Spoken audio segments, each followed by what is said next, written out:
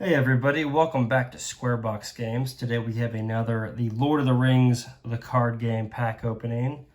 This time it is the Shadow and Flame pack from the Dwarf cycle. I believe this was the last pack to come out for that cycle. And it's got a pretty awesome hero in it. So let's waste no time, open this up. See what's inside. If you guys don't know much about the Lord of the Rings card game, it was a living card game. Well, it is a living card game by Fantasy Flight Games. It's been around for a long time. There's a lot of stuff for it. They've recently added a second edition of the game. This is from the first edition. So, Shadow and Flame, we'll insert here. Each one of these packs comes with player cards and encounter cards. This right here is going to tell us about the encounter we particularly fight here. It's the difficulty level of 8. You're going to need the Khazad-dûm Deluxe expansion, as well as the core set to play this game. So you need those from that core set. A couple of the keywords it's going to add here, so we know what to do. So we're going to be fighting Durin's Bane. That's right, this pack, the encounter in this pack is a fight with the Balrog. It's going to be great. But let's take a look at Elrond. He's the guy we get. Yeah, so every one of these adventure packs, you get one hero, you get some player cards, and you get one new encounter. So obviously the hero for this pack is Elrond, the man himself, or I'm sorry, the elf himself, Elrond. So his threat is 13, so he costs a lot to get into your squad. 3 willpower, 2 attack, 3 defense, 4 health, all really good. He's a Noldor noble. You may spend resources from his resource pool to pay for pretty much any other type of ally. So basically any ally of any sphere can be played with resources from him. And then after a character is healed by another card effect, you get to heal 1 damage from it. So he just heals stuff. And that's not, you don't have to exhaust them or anything like that, it just happens. So if you've got a deck with a bunch of healing cards, they're going to be even more powerful just by having him in it. Let's take a look at some of the player cards that come with it. So we have a leadership card here. We are not idle. Exhaust X dwarf heroes to add X resources to a hero's resource pool. And draw 1 card. Not bad. It's free, so use it when you need it. You get 3 of those. Hardy leadership. Attached to a leadership hero. Each dwarf character gains 1 hit point. This is a great card. All of your dwarves, not just the heroes, all characters, so all of your allies and stuff like that are all going to get 1 extra hit point right off the bat. Only that is a unique card, so you can only have one of them out at a time, but it's a no-brainer if you have a dwarf deck, especially, obviously, if you've got a leadership dwarf right there. Okay, Hands Upon the Bow. Exhaust a character you control with range to immediately declare it as an attacker and resolve its attack against an enemy in the staging area, and you get +1 attack for that attack. Not bad. I'm not even gonna try to pronounce that. Secrecy 4. After a non-unique enemy attacks you, put that enemy in the bottom of the counter attack. If your threat is lower than the enemy's engagement cost, set your threat equal to the engagement cost of that enemy. Okay. Seems a bit situational, but we'll take it. We have an item here attached to a hero. Discard it to choose 2 of these. Ready the attached hero. Add 1 resource to the attached hero's resource pool. Attached hero gets +1 willpower until the end of the round, or put it into the top of your deck. So you get to choose 2 of those options. Alright, now we get some allies here. Some Noldor, a craftsman, Master of the Forge. And this is a great card here. He costs 2, 1 health. Doesn't really do much attack or questing, but he does have a defense there. But his main thing is for this. You exhaust him to search the top 5 cards of your deck for any 1 attachment and add to your hand. then you shelf everything else back into your deck. So this just helps you get attachments out. It's really what he's used for. Peace and Thought. Exhaust 2 heroes to draw 5 cards. Not bad. Risk some light. Secrecy 3. Look at the top 3 cards of the encounter deck. You may select 1 card and move it to the bottom of the encounter deck. Return any unselected cards to the top of the encounter deck in any order. Now, the next big card. Vila. This is Elrond's Ring, one of the Rings of Power. Obviously, it is supposed to go with Elrond here. They go hand in hand, or ring in hand, if you will. It costs 2.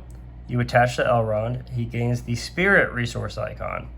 So now he's not only a lore, but he gains the Spirit resource icon for anything, but you still can pay for an ally of any sphere with Elrond's ability. Okay, so as an action, you can exhaust Elrond in the ring to reveal the top card of your deck. You can immediately play it or put the revealed card, I cannot talk today. You can immediately play or put the revealed card into play for no cost to Fable. Otherwise, move the revealed card to the bottom of your deck. So if it's something you can play, an ally, an attachment or something like that, it just goes in for free. Yes, you do have to exhaust Elrond and his ring, which isn't a big deal on that, in order to do that. But if you're willing to not use his questing power or something for the turn, you're still going to get his healing ability. You can still pay for everything, and then you can get something up for free. Like something big like Gandalf, I think is definitely worth it. And you actually get 3 copies of that card. So these 2 are the big cards of the pack.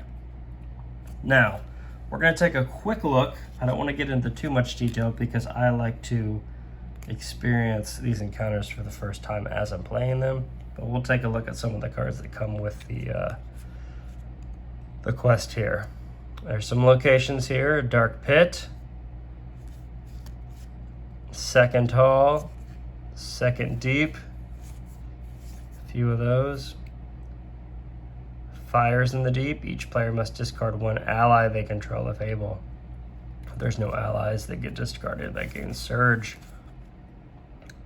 Counterspell. Attach Counterspell to Durin's Bane. When a player plays an event, discard the top card of the encounter deck. If it's a treachery, cancel the effect and discard the event player's hand. And discard Counterspell. Woo! You cancel the card, you discard the whole person's entire hand, and then you get rid of that. That is rough. Enter Flame. Durin's Bane gets +3 attack till the end of the round. The first player may remove 1 questing hero he controls to cancel. Enter Shadow. Surge. When revealed, heal 5 damage from Durin's Bane if able. And then, yet again, you can remove 1 questing hero to cancel it. Whiplash. Everyone has to discard an attachment they control. An immediate attack against the first player. 3 of those. Woo. And then here he is. The Balrog himself. Itself, whatever it is. Notice it has 1 engagement cost there. 27 health. 4 threat there. 6 attack. 3 defense. It has Regenerate 3, so every turn it's just going to get 3 health back. But it is indestructible, and you cannot play attachments on it. So it does have 27 health. You can't just get it down to 0 and it dies. It's gonna stay around. It can't leave the staging area. It's considered to be engaged with each player whose threat is 1 or greater, which is everybody, and attacks each of those players in turn during the combat phase. So it's gonna attack everyone who's there. Doesn't matter what your threat level is. It's always gonna attack you, and it's gonna basically be engaged with everyone. You can't kill it. It's indestructible. Can't leave the staging area. You just got to keep going at it. There's some goblins. Ranging goblin. The Fiery Sword. Durin's Bane gets a +3 attack. Many Thorned Whip.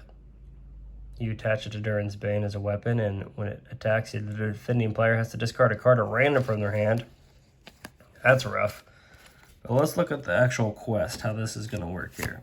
I don't know why it always does this. I always like flipping to the A sides first. Okay. I'm not going to ruin what's behind here. We'll just read the beginning. Nearing the gate, Shadow and Flame. As you reach the eastern realm of Dwardelf, the craftsmanship of the doors is proudly displayed, but the sounds of drums sound in the deep, and it appears that these halls are infested with orcs. Setup. Remove Dark Pit from the encounter deck and place it aside out of play. Add Durin's Bane to the staging area and shuffle the encounter deck. I'll read the B-side here. A crack like lightning sounds before you, and a creature of shadow and flame blocks your way. It is an ancient demon of Morgoth, and its presence explains the massing in Moria. When revealed, reduce each player's threat to 0. Reveal X cards from the encounter deck, where X is 1 less than the number of players in the game, and add them to the staging area. It costs 9 to get past this. So, you're going to start with 0, so you do get at least 1 turn where Durin's Bane will not fight you, because he will only attack people with an engagement cost of 1 or higher. So you're going to get 1 turn to prep yourself to fight this Balrog. But that's all I want to reveal to you guys about the quest. I want you to experience for yourselves. I'm sure you can look it up if you really want to know spoilers. But we'll try to do some playthroughs of this. But that is the Shadow and Flame pack for the Lord of the Rings the card game. I hope you guys liked it. If you don't mind, it would be great if you guys could hit the subscribe button. It means a lot to us. We're a small channel, still trying to grow, and it's exciting every time we see a new subscriber show up on our list.